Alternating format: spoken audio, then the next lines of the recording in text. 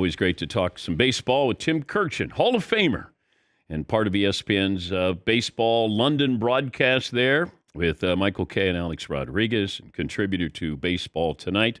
Before we get started, we just played a clip from Dennis Rodman saying if Larry Bird played in today's NBA, he wouldn't be in the NBA, he would be in Europe. I know you love your basketball. What do you make of Dennis Rodman's comments? Well, that's absolutely preposterous, Dan. Larry Bird's a great player in any era. He would be a great player today. When he recognized how important the three-point shot is in today's game, he would be, after Steph Curry and maybe Klay Thompson, the best three-point shooter in the game. He is a top 10 basketball player of all time. He's one of the great interior passers I've ever seen in my life. He would be so good today because people don't play the game like he played it back then. Go look at those. I know you have those highlights of Larry's greatest passes. Back then, they all led to a dunk or a layup for the Chief and Kevin McHale. He was a genius at this game. He would be a star today like he was a star back then. Yeah, and I know Dennis is just trolling us, and you go back to when the Pistons, when Larry, with no athleticism, stole the ball, the inbounds pass from Isaiah and fed it to DJ. And having been there at the Garden when Dennis said if he was a black player, he'd be just another player if he were a black player. And I went, and Dennis is great at getting attention, so I think that's what he's doing here. But I thought I would ask you, being a big basketball fan. Yeah, sorry, Dan. I just always loved it that Larry used to. Uh-oh. Tim just froze up. Either that or it's a dramatic pause. Let's see if we can get Timmy back here. Tim, can you hear me? Yeah, I can hear you, Dan. Sorry. I've had computer problems all morning. Okay. And I'm so bad at technology. I'm sorry. You were going to say that you loved that Larry Bird would what? He would call Madison Square Garden a gym. I love shooting in that gym. Everything was just a gym to him, which is why he was so great, because it was when he was 16 years old, shooting in a gym, 18, shooting in a gym. Madison Square Garden was a gym to him, and that's another reason to love Larry Bird. He's Tim Kurkjian, Hall of Fame baseball writer for the Mothership. What was the, I'm not going to say end game, but baseball in London? Why? Well, baseball's trying to globalize itself, and it was a great atmosphere there, Dan. It was tremendous. 54,000 people were there. And granted, there were a lot of Cubs fans and a lot of Cardinal fans there, but there were a lot of people in Great Britain that are starting to get interested in baseball. It's going to take some time. It's a soccer country, obviously, but whenever you can put on a game with that much energy to it, and both games were like that, it's good for the game. Now, again, it doesn't mean that, you know, we're going to have a team in London within 5 years, or that the Brits are going to love baseball within the next 10 years, but it's always good to take the game somewhere else. And I was really struck, Dan, by how many players on each team really enjoyed the experience beyond the baseball field. They went to, Tower of London, they went to, Westminster Abbey, they went to Buckingham Palace, and I talked to 20 different players, and they were all dazzled by the history of London. It was like I wasn't even talking to baseball players at certain points. Paul DeYoung, shortstop for the Cardinals, looked at me after a while, and he goes, isn't it amazing? Because they took a trip down the River Thames on a boat. He said, isn't it amazing how every great civilization is built on a river? Believe me, you don't hear that from too many shortstops in the big leagues, but I really enjoyed it, and I really enjoyed talking to Miles Michaelis about this. He went to Westminster Abbey. He said, that place is 1,000 years old, and it's way better built than what we build anywhere today. So it was a really good experience for everyone, I thought, and it was refreshing to me to talk to baseball players about something other than baseball. The Aaron Judge injury is puzzling because when he got hurt and then they thought he was going to be back a couple of days later and it was a strained toe, then we realized that it's far more serious. Wouldn't the MRI have shown that when the swelling went down that this is far more severe? Did the Yankees hide this for any reason?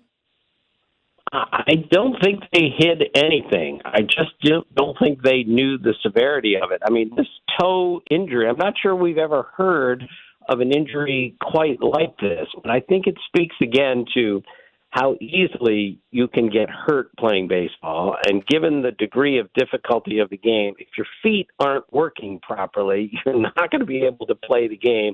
And just another reminder, this game is not built for someone who's 6'7", 282. And when he suffers an injury like this, I have to think it's going to be even worse than, say, if someone my size got the same injury, because there's so many more moving parts to Aaron Judge. But this is a serious situation. I think he'll play again this year. I just don't know when it's going to be.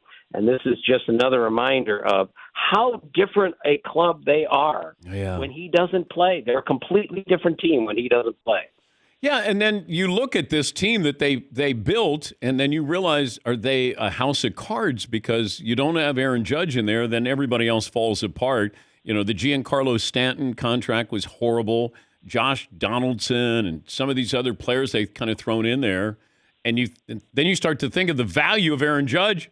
Shohei is probably the most valuable player, but what Judge means to the Yankees, man, that's pretty surprising that they fall apart. We're talking to Tim Kurkjian, ESPN baseball analyst. We were talking about the College World Series and the aluminum bats. I don't know if you're a fan or not. I'm not. I don't like the ping. But the cost of those bats, is that really what it comes down to? That's why we have aluminum bats in college?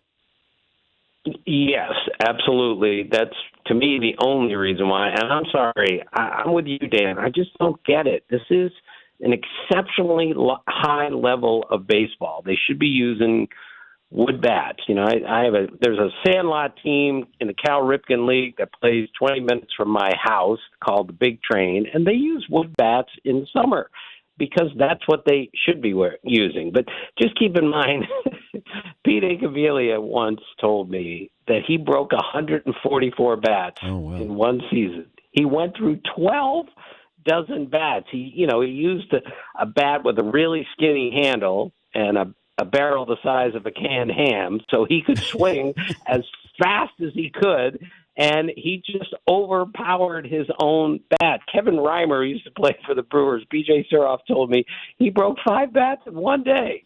He made it out and broke it like several times during a game, and then he came back and just snapped one in half at the bat rack because he was so upset. Bats break very easily, and so I think that's it. I think it's the cost more than anything else because a good aluminum bat can last a long time.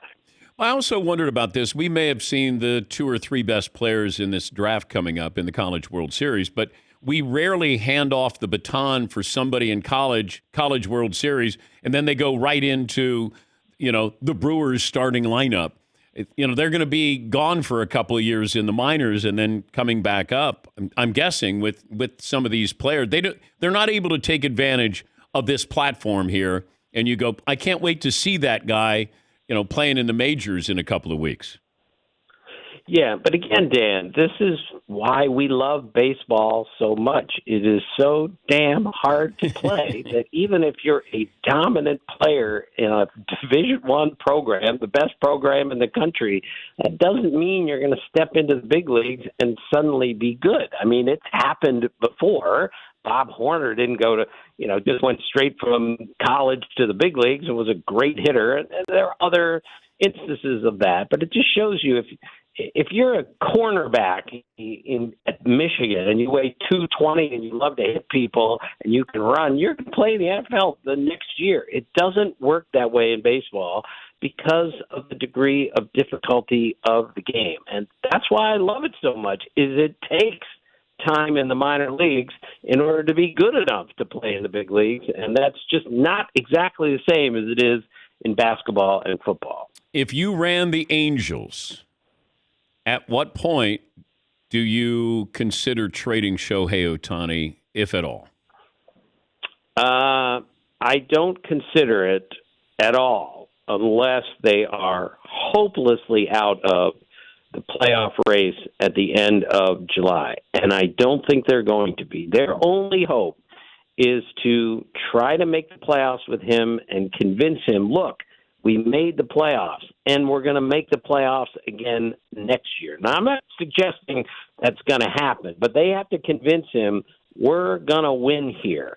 Also, keep in mind, Dan, with him, he is obsessed with winning, of course. He's also obsessed with his own numbers, and he's also obsessed with the comfort level on where he is playing. If he's not comfortable playing in a certain place, like his career average at Yankee Stadium, small sample, is not good. And if he doesn't feel comfortable hitting at some ballpark or pitching at another ballpark, he may rule that place out. He's very comfortable with the Angels, and I'm not suggesting he's going back to the Angels, but he sure loves to hit and pitch in that ballpark, and there is something to that. Yeah, the downside is, though, they could lose him for nothing. Right. And again, this is why we need to ask this question every day for the rest of the season and until the day he signs. What do the Angels do? I've never seen anything quite like this.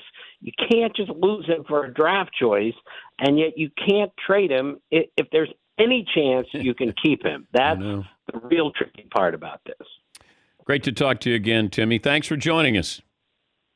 Okay, Dan. See you soon. That's Tim Kurkjian, ESPN baseball analyst, and he is a Baseball Hall of Famer.